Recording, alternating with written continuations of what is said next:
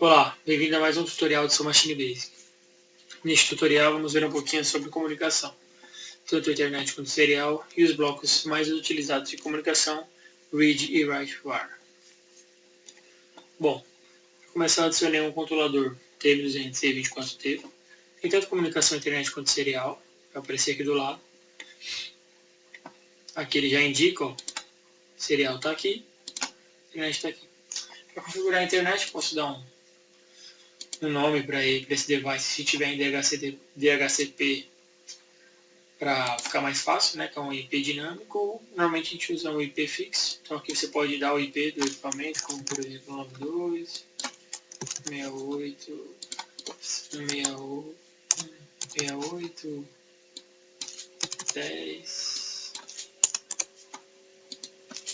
10, por exemplo. Usar um gateway, deixar com uma programação de protocolo liberada, né? Como um Modbus Server e para descobrir o protocolo sozinho. Dá um apply. Aqui, para configurar, se ele for um modo cliente, tá? Então a gente pode pôr um Unit ID, um endereço e o timeout. No serial a gente vai pôr aqui, por exemplo, qual é o build rate, se ele é 9600, 9200, a paridade, par, ímpar ou nenhuma. Data bit se está em 8, é fixo, se ele vai ter 1 ou 2 stop bits, qual é o meio físico, se vai ter polarização ou não.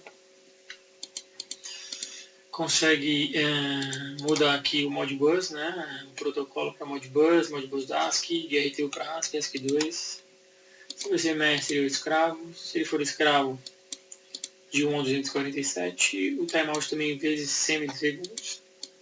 E o tempo de comunicação entre cada frame também em milissegundos aqui. Vamos dar um apply. Legal?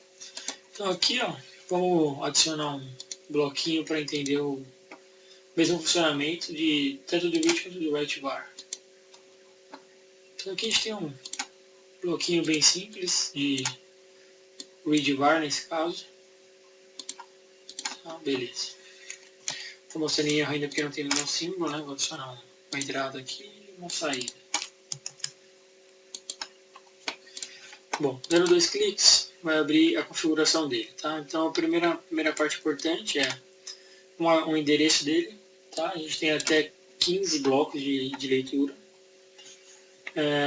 Pode dar um nome aqui, né? Um símbolo, primeiro, por exemplo. Qual o link dele? É com a serial? Onde ele vai estar comunicando? Serial 1, serial 2, com a internet? Pode ser serial nesse caso.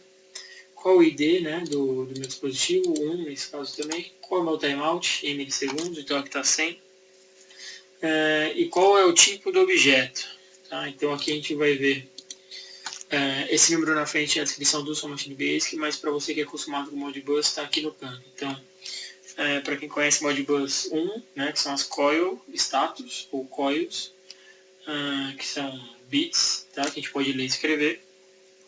Na verdade a função é só para leitura, mas os coil status podem ser lidos e escritos usando outra função do Modbus.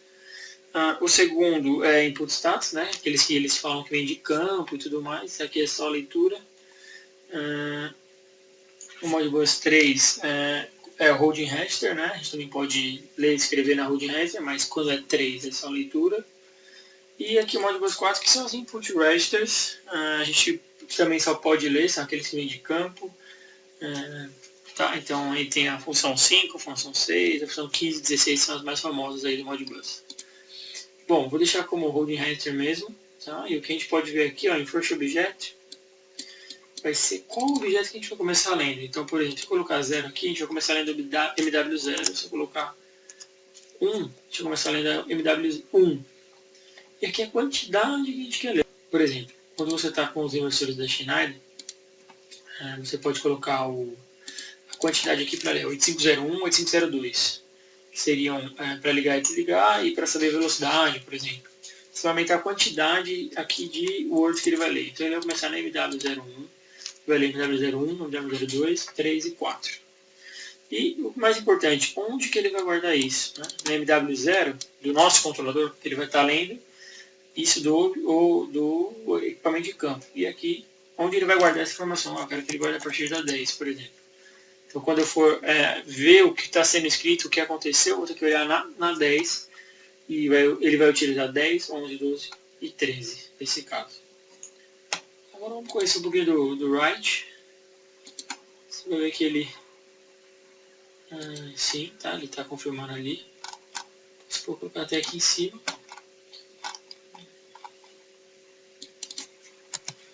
Tá. Se der 2 cliques nele aqui também, ó, o write var, tá? Nesse caso ele está usando 1.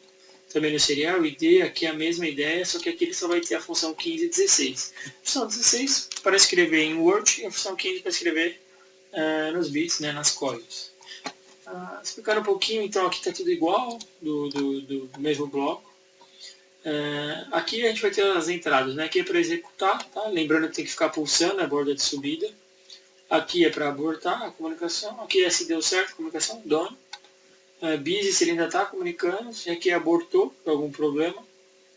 Se deu erro na comunicação, por exemplo, 2 equipamentos com o mesmo IP ou com o mesmo nó, ou então você só deu um pulso aqui, tá?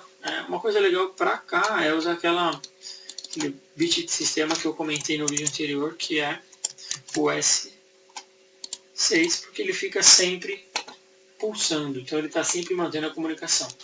O que a gente não pode esquecer é que 2 blocos, tanto o read ou write, não podem operar ao mesmo tempo. Então, para você utilizar 2, tem que fazer um intertravamento. Bom, esses são os blocos read e write. Espero que eu tenha ajudado. Até o próximo vídeo.